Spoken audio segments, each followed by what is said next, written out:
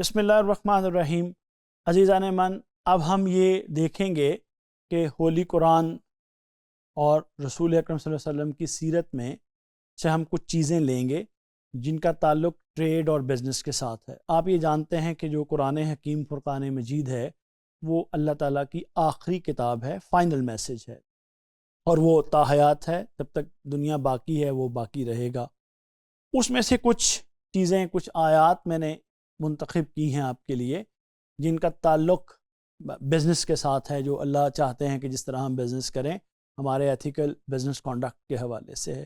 پہلی جو آیت ہے وہ سورہ الاعراف سے ہے، give full measure and weight with justice, do not defraud people of their goods and do not go about spreading corruption on earth۔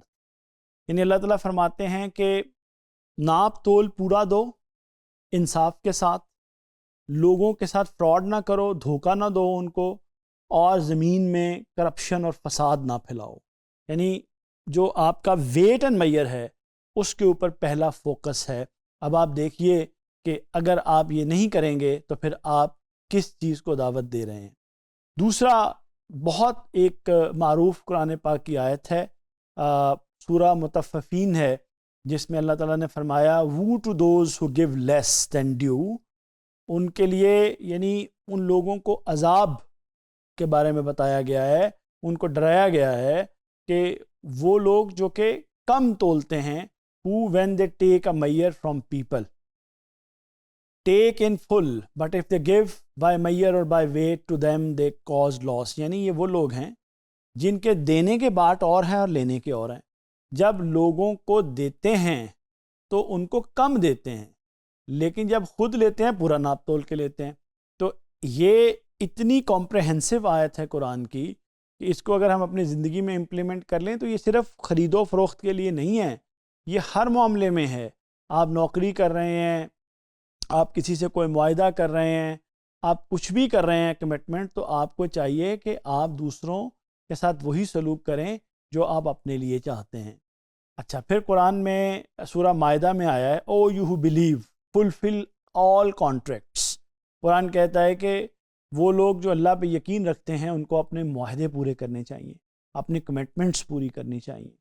اچھا، اس کے بعد سورہ مائدہ میں ہی فرمایا "O you who believe stand out firmly to Allah as bearers of witness with justice and let not the hatred of a people prevent you from being just, be just that is nearer to piety.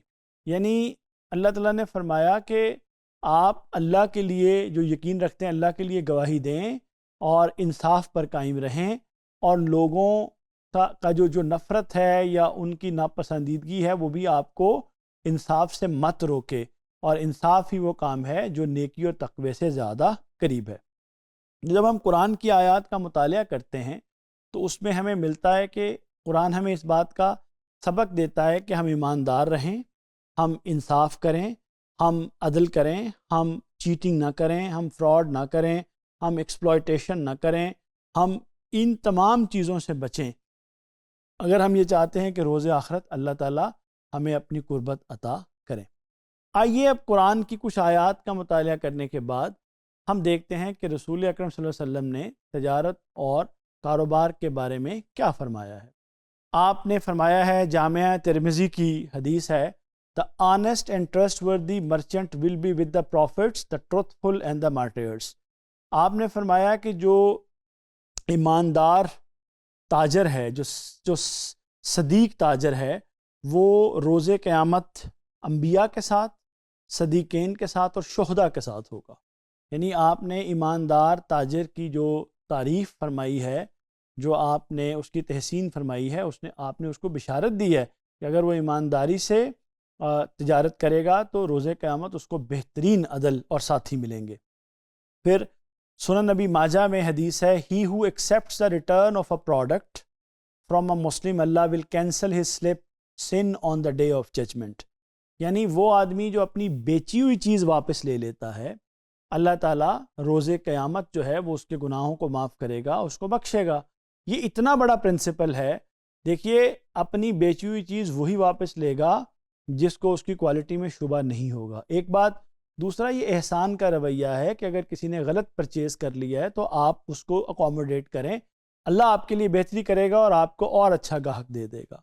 پھر سنن ابی ماجہ کی حدیث ہے کہ a sale is sale only if it is done with mutual consent، یعنی اگر آزاد مرضی اور باہمی رضامندی سے کوئی آپ نے سیل کی ہے تو صرف وہ سیل ہے، ورنہ دین اس کو سیل نہیں مانتا۔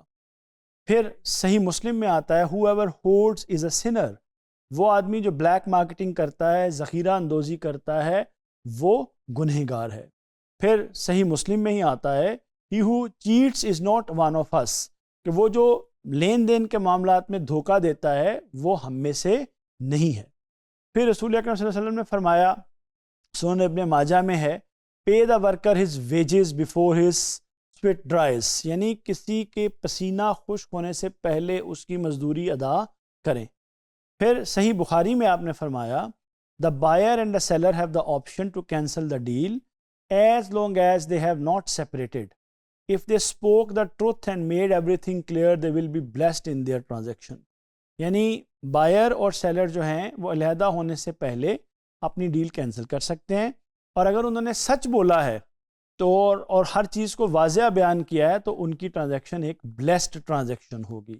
تو عزیزان من، یہ میں نے ویسے تو بہت ساری قرآنی آیات، بہت ساری احادیث رسول پیش کی جا سکتی ہیں، لیکن یہ چند آپ کے سامنے پیش کی ہیں آپ کو بتانے کے لیے کہ دنیا میں جو ہم رہتے ہیں یہاں ظاہر ہے ہمیں اللہ تعالیٰ نے بھیجا ہے اور ہمیں اللہ تعالیٰ کے پاس ہی واپس جانا ہے، تو اللہ کا اور اس کے رسول کا حکم بھی یہی ہے کہ ہمارا کنڈکٹ بزنس کے اندر ایتھیکل ہو۔ امید ہے کہ آپ اس بات کا خیال رکھیں گے۔ بہت شکریہ۔